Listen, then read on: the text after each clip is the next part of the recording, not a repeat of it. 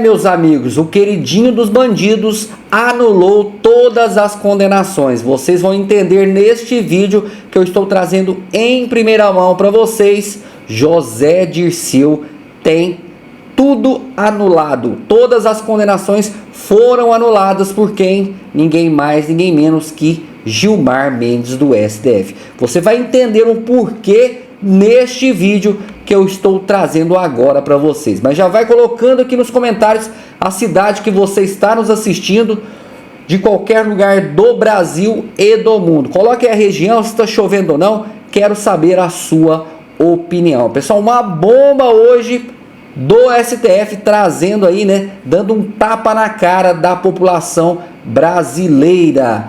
A Lava Jato, que fez o seu papel, agora foi rasgada pelos ministros do STF. Vocês vão entender, fique até o final que vale muito a pena. Peço para você também se inscrever no canal, deixar o like no vídeo e explode essa informação. Compartilhe esse vídeo ao máximo de pessoas. Sem mais enrolações, bora pro vídeo. Sinceramente, tem que ter muito estômago para aguentar isso aqui. Terça-feira, primeiro dia de sessão no plenário, depois de um longo período sem votações importantes devido às eleições, onde basicamente a Câmara dos Deputados, o Congresso inteiro esteve em um longo recesso. No primeiro dia, onde as coisas voltam a funcionar, a gente recebe essa notícia de que Gilmar Mendes basicamente inocentou, anulou todas as condenações contra a mente por trás de todo o esquema de corrupção que destruiu o nosso país. Inclusive, estamos pagando o preço por essa destruição até hoje. Gilmar Mendes decide anular todas as condenações de José Dirceu. José Dirceu, aquele que fugiu para Cuba, aprendeu a fazer guerrilha marxista, voltou para o Brasil sob o nome de Daniel e foi a mente por trás de todo o esquema de corrupção da facção criminosa do PT. Anulado. José Dirceu, que tinha centenas de anos de condenação, agora é ficha limpa. Ele pode concorrer a cargos públicos, ele pode concorrer a ser deputado federal, a senador, até mesmo a presidente. Se o STF quiser que ele seja presidente, ele será presidente. Quem poderá impedir? É um absurdo o que está acontecendo aqui. Só para você ter uma ideia, há não muito tempo atrás, o próprio Gilmar Mendes brigou com o Barroso porque o Barroso havia liberado, soltado José Dirceu. Você lembra desse momento? Vossa Excelência, quando chegou aqui, soltou Zé Dirceu. Porque recebeu o indulto da presidente da República. Não. Vossa Excelência julgou os embargos infringentes. Absolutamente, é mentira. Vossa Excelência dizia que é mentira. Aliás, Vossa Excelência normalmente não trabalha com a verdade. Então gostaria de dizer que José Dirceu foi solto por indulto da presidente da República. E Vossa Excelência está fazendo um comício que não tem nada a ver com... Curioso, não? Gilmar Mendes, há não muito tempo atrás, entrando numa briga com Barroso por ter liberado José Dirceu, hoje anula todas as condenações de José Dirceu. Lembrando que José Dirceu também já foi um daqueles que queria fechar o STF. O problema é que o Supremo Tribunal Federal, não sei porque esse nome de Supremo, entendeu? A Corte Constitucional devia chamar, primeiro devia tirar todos os poderes do Supremo, ser só Corte Constitucional.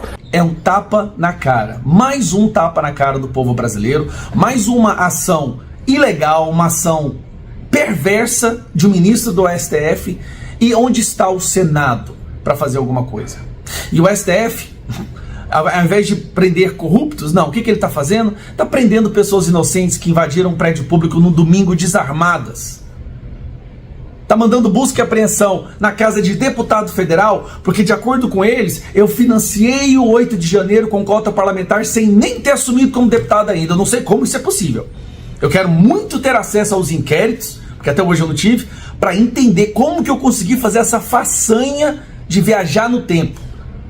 Eu recebo busca e apreensão, porque de acordo com o STF, no meu escritório funciona uma escola, mas não fizeram busca e apreensão no meu escritório para saber se lá funciona uma escola. Fizeram na minha casa para pegar meu celular. Sabe, às vezes eu fico pensando, talvez hoje a única forma de você não ser perseguido por ministros do nosso Supremo Tribunal Federal, pelo Judiciário Brasileiro, pela Polícia Federal, se você for realmente corrupto. Você quer ter a certeza de que a polícia não vai bater na sua casa, que a sua vida não vai ser destruída, que a imprensa não vai para cima de você? Roube bastante. Roube o máximo que você puder. Quanto mais você roubar, melhor você vai ser tratado aqui no nosso país. Talvez, roubando bastante, você vai ser até convidado a viajar para palestras internacionais junto com ministros do STF. Antigamente, nós trancávamos a porta das nossas casas para impedir que bandidos entrassem. Hoje, a gente tranca a porta da nossa casa com medo da Polícia Federal entrar. A não ser que você roube. A não ser que você seja o grande mentor do maior esquema de corrupção que o Brasil já viu. Aí você está tranquilo. Você será convidado para cafezinho, para reunião, para viagens internacionais, para palestras financiadas por empresas que estão sendo investigadas pelo Supremo Tribunal Federal. Isso que virou um escárnio. Isso virou um total e completo escárnio. Agora José Dirceu, o mentor do maior esquema de corrupção que o mundo já viu, é ficha limpa. É de partir o coração saber que o nosso país está desse jeito. E parte ainda mais saber que os nossos filhos vão viver num país desse jeito. Senadores, está na hora de agir. Vamos fazer agora, nós vamos batalhar para conquistar a anistia do 8 de janeiro. Essa é a pauta prioritária de que nós temos agora. A anistia a todas as pessoas que foram condenadas pelo 8 de janeiro, a todas as investigações do 8 de janeiro, que isso já foi longe demais.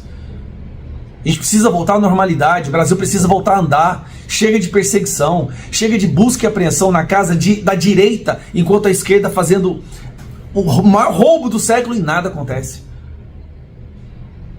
É desanimador, como eu disse, tem que ter estômago para aguentar isso aqui. Horas depois da divulgação do resultado das eleições nesse domingo, Guilherme Boulos apresentou uma notícia-crime ao Tribunal Superior Eleitoral contra o governador de São Paulo, Tarcísio de Freitas, e o prefeito reeleito da capital, Ricardo Nunes. Ontem à tarde, numa coletiva, o governador declarou que o Serviço de Inteligência da Polícia Militar interceptou conversas de integrantes do primeiro comando da capital, PCC, orientando que determinadas pessoas votassem em Guilherme Boulos. Houve interceptação de conversas, e de orientações que eram emanadas de presídios por parte de uma facção criminosa, orientando determinadas pessoas em determinadas áreas a votar em determinados candidatos. Houve essa ação de inteligência, houve essa interceptação, agora isso não vai ter influência nenhuma nisso. Mas qual era o candidato que eles estavam orientando a votar?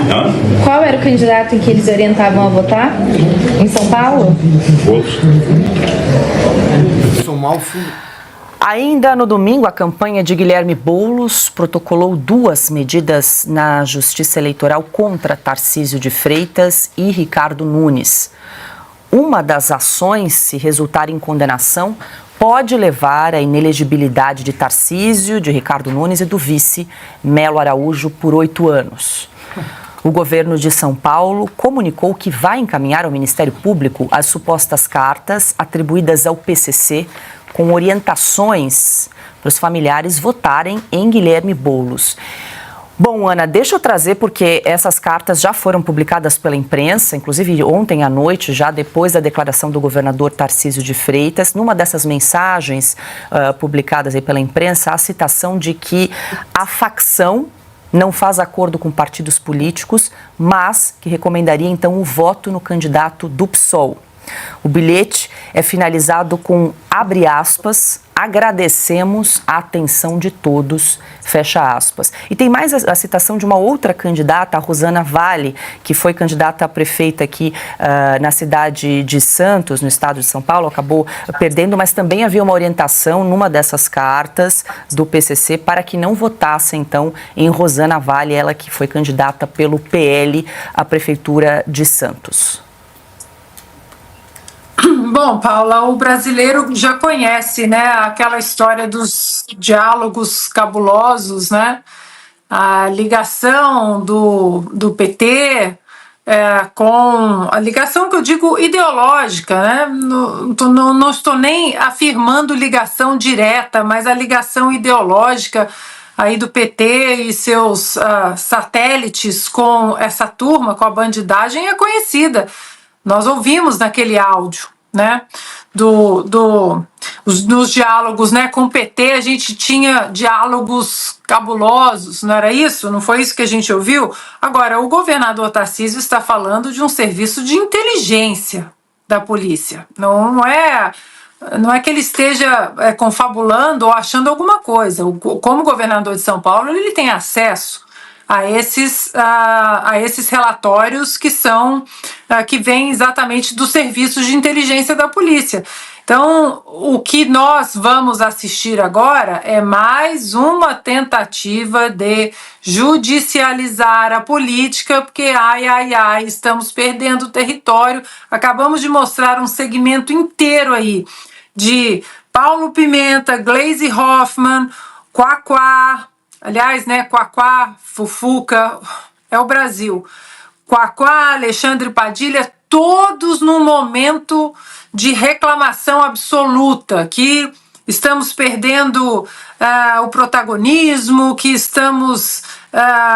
o PT precisa parar de errar, que não fizemos aquilo que nós esperávamos. Ou seja, o diagnóstico já foi feito. E agora qual é a ação? Se nós não conseguimos vencer nas urnas, então vamos seguir a cartilha que eles vêm seguindo nos últimos anos. Vamos lá bater na porta do papai Alexandre de Moraes, do Barroso, do TSE. Olha, a gente está perdendo, eu não gostei do que eles falaram. Você pode tornar inelegível esse. Essa é a artimanha. É isso que vai acontecer. Agora, essa reclamação toda de todos eles para levar aos próximos passos do plano, que seja a vontade de tornar inelegível no estado de São Paulo, ou em qualquer outro estado, ou no Brasil, é sempre a mesma coisa. Precisamos tornar o meu oponente inelegível. De novo, Paulo, um pequeno parênteses aqui. A mesma coisa aconteceu aqui nos Estados Unidos. Foi mais de 1 ano tentando tornar o ex-presidente Donald Trump inelegível, para que ele não concorresse agora. Não deu certo, porque aqui não tem uma Suprema Corte ativista e não tem um Tribunal Superior Eleitoral. Não existe isso aqui. Mas o modus operandi é o mesmo. A esquerda não gosta da agenda apresentada, que se comunica de maneira muito orgânica com o eleitor e que faz com que o eleitor vote numa agenda conservadora liberal. Então agora eu vou bater lá no judiciário para ver se torna essa gente inelegível, porque segundo o Quaquá, o PT precisa parar de errar. Bom, Silvia, só para a gente esclarecer aqui para quem nos acompanha, trouxe a informação então que Guilherme Boulos gastou quase 50 milhões de reais a mais nesta campanha e perdeu mais uma vez, mas segundo o TSE, a campanha de Boulos arrecadou 81 milhões, já foram gastos 57 milhões, quer dizer, a conta pode ser ainda maior, a diferença entre 2020 e 2024 com o mesmo resultado, ou seja, a derrota de Guilherme Boulos em São Paulo. Eu acho que esse é o dado, Paulo. É importante mostrar a cifra. Mais de 81 milhões de reais é dinheiro que ele tem à mão para gastar. Ele tem que pagar despesas, né, da campanha dele. E mais da metade desse dinheiro foi do PT. O PT entregou de presente para o Boulos 81 milhões de reais para um candidato do PSOL, que, aliás, até ontem sequer podia receber dinheiro de empresas, né? Pois bem, 81 milhões de reais, uma campanha caríssima, muito mais cara do que a eleição anterior e com um desempenho sofrível.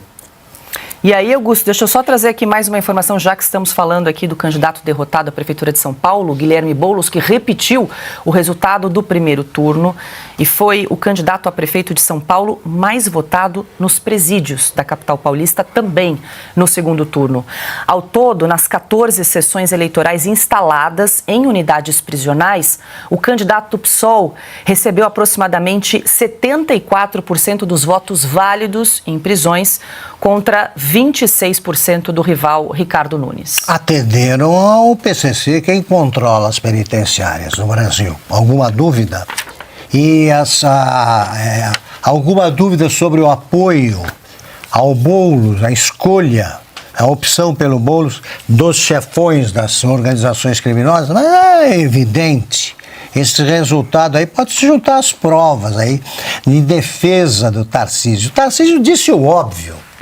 O PCC está infiltrado, ele tem autoridade, que tem um dos dois governadores, três, que combatem de fato as organizações criminosas. O Tarcísio, ele, em São Paulo e em vários lugares do Brasil, o PCC apoiou ostensivamente candidatos.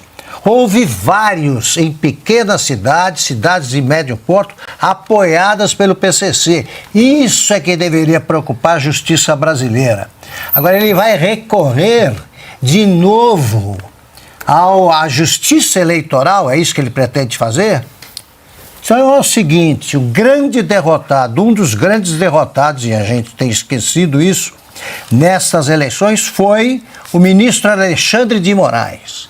Está provado que o que ele fez nas eleições passadas, eleições de 2022, é que desestabilizaram politicamente o Brasil. Ele é um fator de insegurança eleitoral também. Insegurança jurídica, eleitoral. Bastou ele sair de cena e bastou um pouco de discrição da ministra Carmen Lúcia para que o brasileiro votasse em paz. Né? Não houve aquele negócio de suspender conta, isso aqui não pode dizer sobre certo candidato. Eu disse isso até. Não dá para fazer o que ele fez numa eleição presidencial, numa eleição que envolve mais de 5 mil municípios, como é a eleição de prefeitos do Brasil. O brasileiro votou em paz, tranquilamente, não tem um extremismo ali, ninguém quis a ditadura, e aí vem essa besta quadrada do Montanha, lá, o Paulo Pimenta, para dizer que foi a derrota dos golpistas de 8 de janeiro. Esse é uma anta, né? Os vitoriosos são os favoráveis à liberdade de imprensa, à liberdade de expressão, à democracia, ao convívio dos contrários. Os perdedores é que são os autoritários que sonham com o regime venezuelano, aqui que apoiam o Irã, que querem o fim de Israel. Esses são os derrotados. 18 horas e 56 minutos, já são mais de 92 mil telas nesta segunda-feira acompanhando Sem Filtro, além, claro, de quem nos acompanha também pelas TVs, rádios e web rádios em todo o Brasil. Deixa eu seguir ainda falando sobre eleições na capital paulista, porque a cidade de São Paulo bateu o recorde de abstenções no segundo turno. Na disputa entre Ricardo Nunes e Guilherme Boulos, o número de ausentes chegou a quase 3 milhões de pessoas, o que equivale a 31,5% dos eleitores aptos a votar. No segundo turno, Ricardo Nunes venceu em 54 das 57 zonas eleitorais da cidade. Em 20 dessas zonas, Pablo Marçal ganhou no primeiro turno e Guilherme Boulos tinha a expectativa de conquistar o voto do eleitor do empresário. No discurso da vitória, Ricardo Nunes agradeceu o apoio do governador Tarcísio de Freitas. Eu agradeço ao líder maior, sem o qual nós não teríamos esta vitória. O meu amigo que me deu a mão na hora mais difícil, governador Tarcísio de Freitas.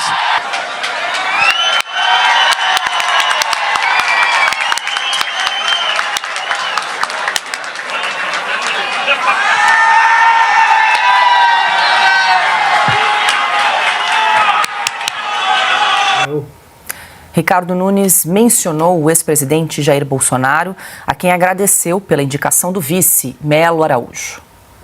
Quero agradecer também o meu companheiro de chapa, um herói, um verdadeiro herói, Coronel Melo Araújo.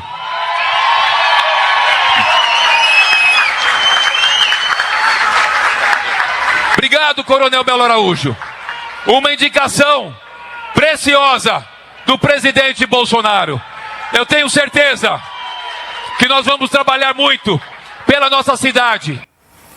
Bom, Piotr, aqui 2 pontos. A gente ressalta, então, o alto número de abstenções na cidade de São Paulo, 31,5%. Já falamos aqui que Boulos, inclusive, perdeu para as abstenções, uma diferença aí de 707 mil votos. Inclusive, a ministra Carmen Lúcia, que é presidente do TSE, disse que vai encomendar uma pesquisa para entender a abstenção nas eleições no Brasil, que foi bastante alta, até algo para se discutir, né, a respeito da obrigatoriedade do voto no país. E a gente também traz aqui a declaração, o primeiro discurso de Ricardo Nunes, agora reeleito prefeito de São Paulo, em que ele traz a importância, o protagonismo de Tarcísio de Freitas para essa eleição. Tarcísio que teve aí um papel fundamental na candidatura, na campanha do Nunes. Vou começar pela Carmen Lúcia. Eu espero que realmente o TSE queira saber o porquê dessa abstenção. E talvez a resposta esteja lá em 2022. O eleitor brasileiro que viu tudo o que aconteceu em 2022, aquela eleição, na cabeça do eleitor ainda não terminou. Isso é muito claro. Vamos falar aqui em pesquisa de ciências sociais sérias, as que produzem pesquisa de verdade. Não o que a gente vê aí de cientista social que virou membro de partido. Não é disso que eu estou falando. Estou falando de pesquisa social séria. Se a gente olhar profundamente, a resposta está em 2022. A forma como o TSE atuou, que o Augusto e o Silvio já fizeram menção aqui, a forma como o eleitor talvez não se viu representado, não confiou, e não é direito do eleitor, ele pode discordar. Na democracia, discordância de resultado, aliás, a justiça tem uma expressão que ela adora usar, o jus esperneandi, o sujeito que perde tem direito a reclamar e não vai processar o sujeito porque ele está reclamando. Acabou. Esse é um fato. A eleição, a explicação para essa abstenção talvez esteja na eleição de 2022. Muita gente pode ter chegado à conclusão de que, por que eu vou votar? A decepção. Talvez não seja contado o meu voto.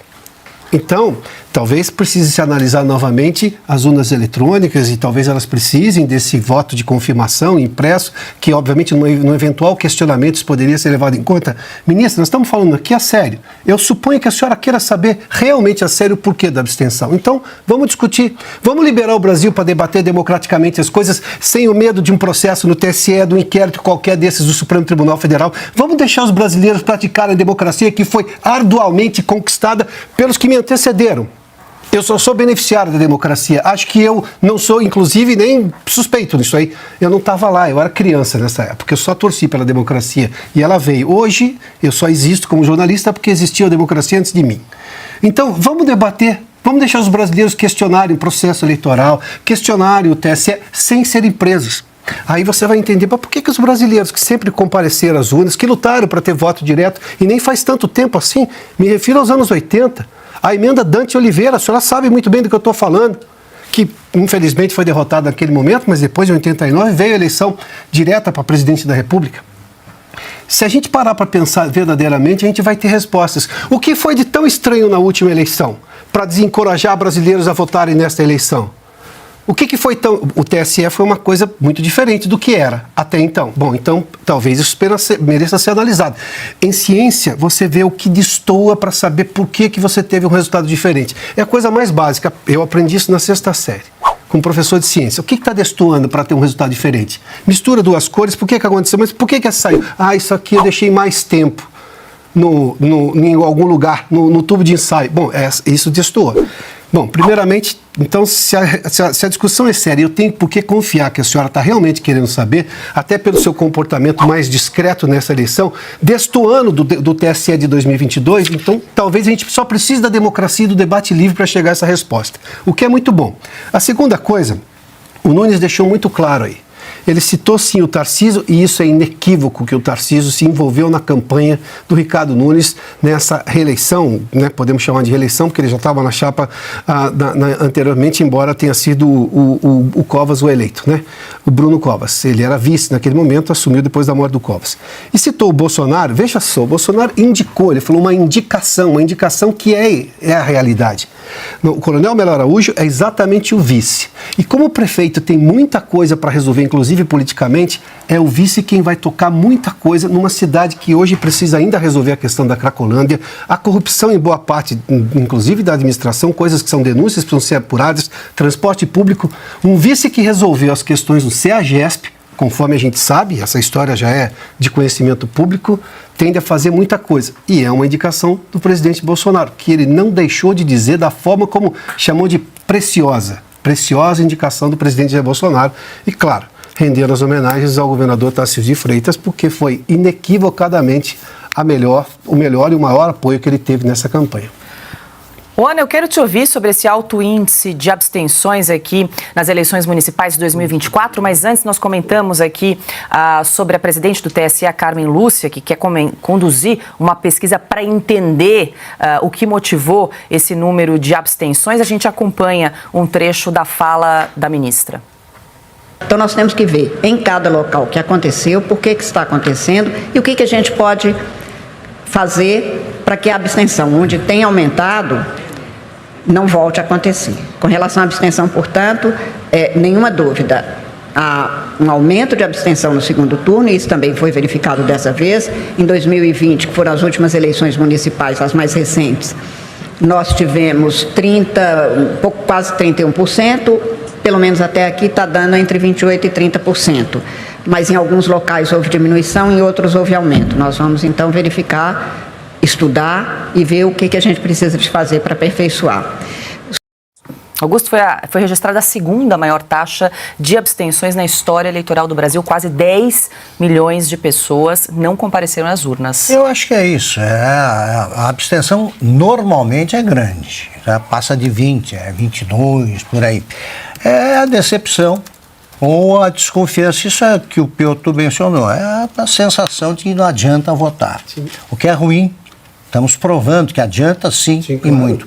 Eu só queria dizer o seguinte, olha, o pessoal que acha, que compra, pessoal de direita, que compra essa tese de que o prefeito fez uma desfeita ao Bolsonaro, está dando o noticiário com que sonha a Globo. Esse é o noticiário da Globo. Direita rachada. O Tarcísio não perde oportunidade para dizer que ele só existe politicamente graças ao Bolsonaro. Ele não para de repetir. Ele reitera que não é candidato às eleições, não vai disputar presidência na próxima eleição. O candidato é o Bolsonaro, ainda impedido de selo aí pela Justiça Eleitoral, que vai ter que corrigir isso aí. Não faz o menor sentido deixar fora da eleição, sem motivo real, um líder como o Bolsonaro. O prefeito citou o vice, como lembrou o Piotr, e disse que foi uma preciosa indicação do Bolsonaro. Evidentemente, a participação do Bolsonaro na campanha do prefeito reeleito, Nunes, foi menor que a do governador, como costuma acontecer num estado, numa cidade qualquer, pertencer capital de um estado que tem um governador com uma popularidade enorme. O Tarcísio não viajou pelo país apoiando pessoas, o que fez o Bolsonaro corretamente. O Tarcísio se concentrou numa eleição que era fundamental para ele ser vencida pelo prefeito atual, porque é o cara que se entende com ele. E o Nunes, que sabe que foi eleito, em boa parte também dos votos que ele conseguiu, foram votos por exclusão. Os caras não queriam votar assim no Ricardo Nunes, queriam votar contra o Lula ou no candidato do Tarcísio. Está tudo perfeito. Agora, onde está a ofensa aí? Qual é o problema? Quer dizer, esse tipo de briga, maravilha. Isso aí alimenta o noticiário da Globo. É isso. Deixa eu passar para a Ana para a gente fechar aqui a rodada sobre a questão das abstenções, Ana, considerando que nos Estados Unidos o voto é facultativo, aqui é obrigatório. E eu queria até te perguntar como é que está a expectativa para a participação aí dos eleitores na semana que vem, já para fazer um comparativo aqui com as nossas eleições e as eleições americanas. Paula, semana que vem nada, já mais de 40 milhões de americanos já votaram, esse foi o número de hoje, 40 milhões de americanos já votaram uma semana antes do dia oficial da eleição, que é 5 de novembro, muita gente votando antes. Esse ano os próprios republicanos incentivaram muito também o voto antecipado. Estados como a Pensilvânia, por exemplo, o número de republicanos registrados, o número aumentou bastante mais do que o número dos democratas, porque antes os democratas que incentivavam mais o voto antecipado, o voto pelo correio, e desde a confusão, né, da eleição de 2020, os republicanos adotaram a estratégia do voto pelo correio e o voto antecipado também. Então, 40 milhões é muita gente.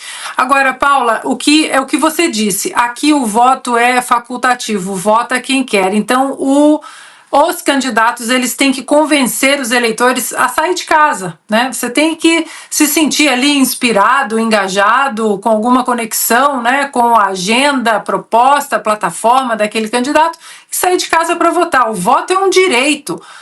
A maneira que nós temos no Brasil, e até o próprio discurso da ministra Carmen Lúcia, é como se estivéssemos assim com uma arma na cabeça. Você vai votar, porque a abstenção, nós temos que corrigir isso. Mas corrigir o quê, gente? O que o TSE tem a ver com isso? O que uma ministra da Suprema Corte tem a ver com isso? Vota quem quer, falta quem quer, não vota por um argumento apenas quem quer, vota por abraçar o candidato ou a agenda do candidato inteiro. Essa mania que, eu não digo nem o brasileiro mais não, Paulo, o brasileiro já entendeu, menos estados, saiam da minha vida, saiam do meu bolso, saiam do meu caminho, deixe-me empreender, escolher, decidir, debater.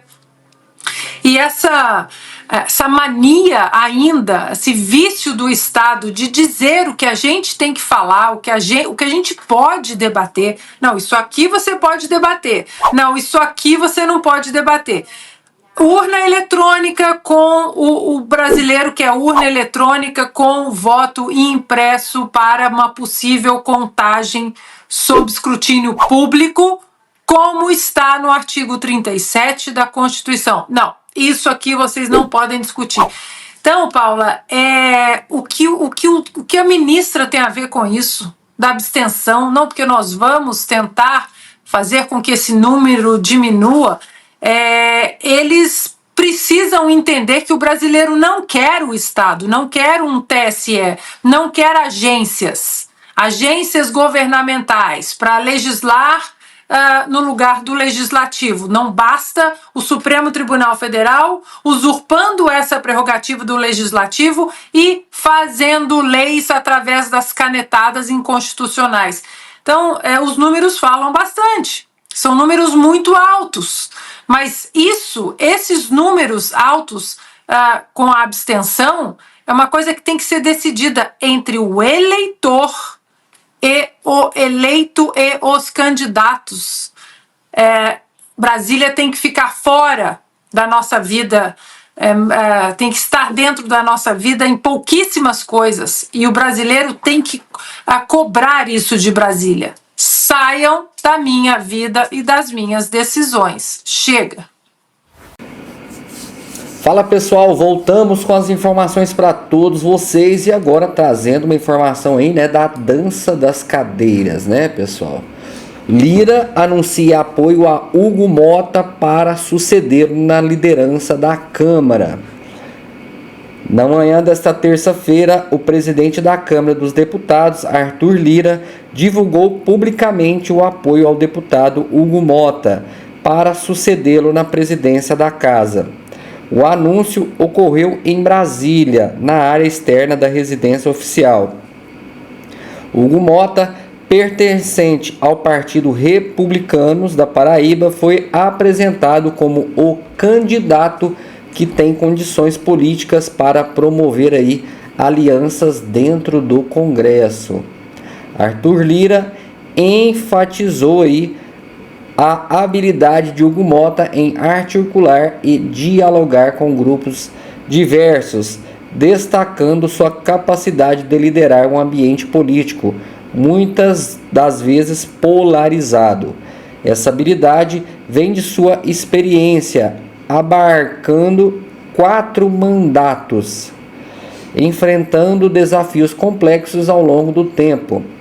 Dessa forma, Hugo Mota é visto como um nome capaz aí de continuar o trabalho desenvolvido na gestão Lira.